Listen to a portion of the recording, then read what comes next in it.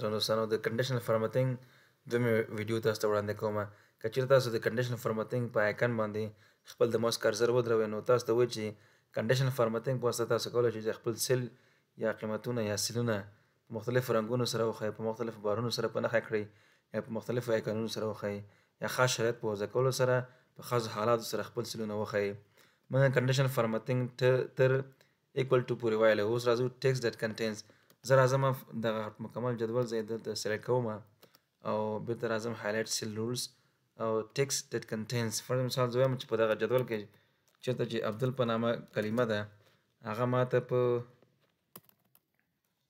عبدل باید په کوم رنګ سره فرض مثال په green fill with dark green text باندې په نښه شي. اوکې نو چېرته چې د عبدل کلمه نه ټول په همدغه حالت سره شي شو په نښه شو دوستانو. اوس راځو اډیټ آکرینګ. فر مثال په دغه جدول کې چې دی یا په ټیبل کې د ډیټ کالم دلته شته دی دوستانو. زه غواړم چې هغه سیلونه چې هغه تېره ورځ لري یا نن ورځ یا سبا یا لاست 7 days یا لاست ویک دیس ویک نیکسټ ویک هر اپشن چې ستاسو په کار وي.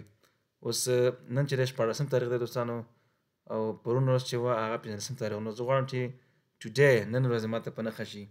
هغه په کوم رنګ سره؟ فر مثال په ریډ ټیکسټ سره. اوکې نو دغه دوستانو نن ورځ تاریخ چې دی 14 دی دا په سور خط سره هایلایټ شو یا په نښه شو.